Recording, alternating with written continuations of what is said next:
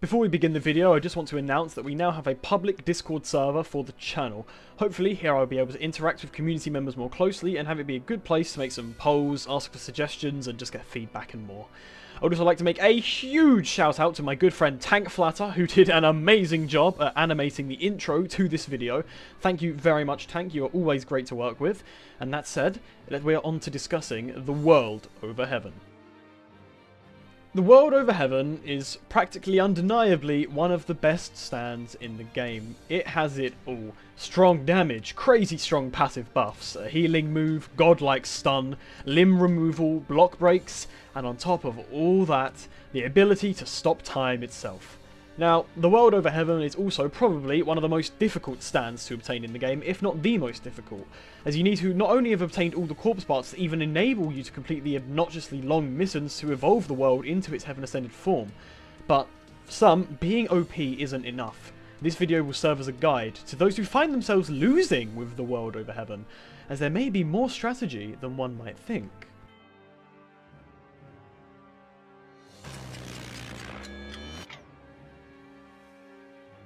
The world is obtained via a stand arrow at a 2.5% chance. You may then read a Dio's diary to begin the quest to evolve it into the world over heaven. For this quest, you must first kill 50 players in the 1v1's game mode. This part isn't so bad if you're actually decent at PvP, but what I will say is for the love of God, stop kill trading. Please, this is a cry for help, stop kill trading. 1v1s is for fighting instead of kill trading. Why not just get good anyway? You can be so good with twat! After obtaining 50 kills in 1v1s, you must then do the painful part of getting 50 kills in the Steel Ball Run game mode. This part is more annoying than anything because you'll often have big teams that will wipe you. I have two strategies for this bit. The first one is to get a group of buddies to help you, and the other is just to wipe the spawn area and then server hop. This part is the most painful part, so you gotta stick with it, unfortunately. Finally, you must then read the diary again to get the quest to defeat Heaven Ascended Dio until you obtain the item Dio's Bone, after which you may go to the top of the mountain and pull out the world to evolve it into the world over heaven.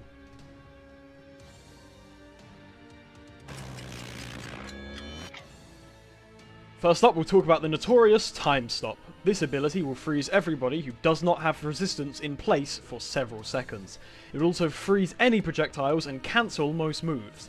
Stopping time allows you to move freely and attack whoever you'd like, and the damage and force will apply to them once time resumes. Quick advice, I do not recommend upgrading Time Stop past the first upgrade for TWO. Not only are they incredibly expensive, but they only add 1 second each per upgrade. I'd also like to point out that the developers are working on making a 50% time stop damage limit for time stop players, in which it would then be useless to upgrade the time stop anyway, as you can do more than enough damage with just the first upgrade. I'll also just quickly mention that you have access to Time Skip, which we've spoken about before, and once again, it is an amazing movement option as it is a quick and easy teleport that can set you up for a lot of things, or alternatively, get out of a lot of things. With a few upgrades, the world over heaven is able to attach lightning to his knives, creating an AoE stun when landed. This is a ridiculous move as the stun is long enough to get another move in, such as a spin steel ball, and overall is great for opponents trying to pose and heal or run away, as even if they block your knives, the lightning will still damage through the block. I'd also like to point out that these knives do not have to hit them directly to stun them, but just in a close area to them, as lightning is an area of effect attack. Speaking of lightning, Heaven's Smite is everything that Star Platinum the World's Platinum Slam wants to be. This move summons a huge bolt of lightning into the space around you, dealing 35 damage and dealing large knockback and ragdoll to opponents. This move's hitbox is unironically giant, and also, did I mention, it cannot be parried and always block breaks? This move is amazing, and Star Platinum the World only wishes it had a move like this. Next up, you have Reality Overwrite. This move will morph the opponent, similar in look to Conqueror's Will, however it may also take a limb from your opponent. This can be massive, as taking a leg slows them down even further than their morph does, and taking an arm allows you to bully them with even more damage. This move also has a pretty short cooldown and a farther than average hitbox. The main drawback is that this move can very easily be perfect blocked, as it takes a little bit to come out. However, you'll be more than equipped to land a block break so you can more easily land this move. Last but not least are your healing abilities, Injury Overwrite and Self-Injury Overwrite. I don't recommend upgrading these moves as again, TWO is expensive as it is, but also I don't think that healing is something you really need. I recommend unlocking these moves as even without upgrades they do restore all limbs on usage, which is fantastic against stands like KCR, Cream, The Hand and other TWOs who rely on removing limbs and punishing you for it. I'd also like to just quickly mention an upgrade for the World Over Heaven that adds a permanent passive buff to go through all defences. TWO cannot have its moves powered up by Hamon, for example. However, as a trade, with this upgrade you will always do the exact same amount of damage.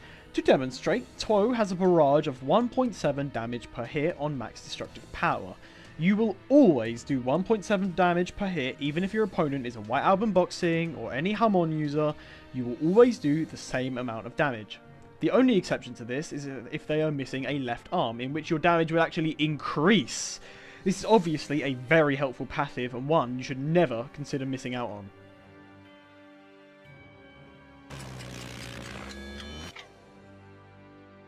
TWO, in my opinion, is best and most usable with spin or boxing. Being realistic, even with the best builds, TWO is very expensive and you will have little points to spare on a spec. For this guide, I'll be using boxing, however spin also works well with the knife stun trick I mentioned earlier. For boxing, all you will need to do is unlock Jawbreaker and max out your defense and HP buffs. The World Over Heaven cannot have his damage buffs, however you can certainly have more HP in defense. I chose the boxing route just because I love being a tank. Basically, Jawbreaker is going to do one of two things for us every time we land it. 1. If it block breaks, we can now safely land Reality Overwrite and start spamming M1 and knives. 2. If it ragdolls, we can then use Heaven's Smite and it will then hit them as soon as they get up, ensuring a safe 50 plus damage instantly. I recommend while using boxing that you do not have your gloves out all the time, as TWO's M1s do double the damage that boxing gloves do, so only quickly pull them out and use Jawbreaker before putting them away. During your matches, your key to being unbeatable with this stand is to actually think and consider your opponent's abilities and look for an opening. What I do is, as soon as I see the enemy stand, I think of it in this order. Do they have a counter? If so, we need to bait that out and then punish it. 2. Do they have a way of avoiding my time stop, such as time erase? If so, we need to wait until that is used up and then stop time. 3. Do they have time stop immunity? If so, we may want to ragdoll or stun them first before stopping time and barrage locking them, but we'll get to that in a second. So first off, you want to remove any threats to your combos. A counter is particularly annoying here, such as Sea Moon, Gur, or Epitaph, so try and bait those out first. Then your combo goes like this.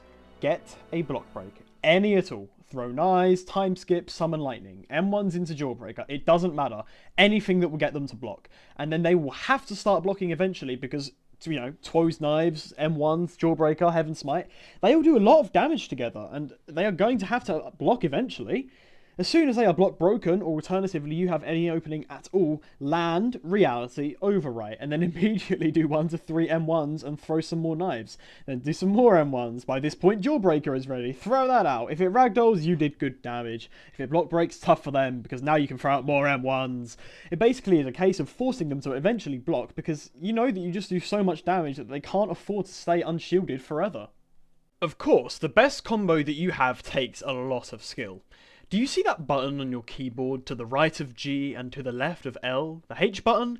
Yeah, that's the best combo you have. Stop time, 5 left clicks, knives, 5 left clicks, Jawbreaker, and easy half HP. Yeah, TWO can be super powerful, but you also need to know when to do certain things and to not get tricked. You can very easily get wiped by a Beach Boy if you aren't careful. And let me tell you, Mr. Tank Flatter, the guy that animated the intro to this video, is a very nasty Beach Boy main. Speaking about matchups, you have a couple of main stands to watch out for, those being Star Platinum base form, KCR, and Gur.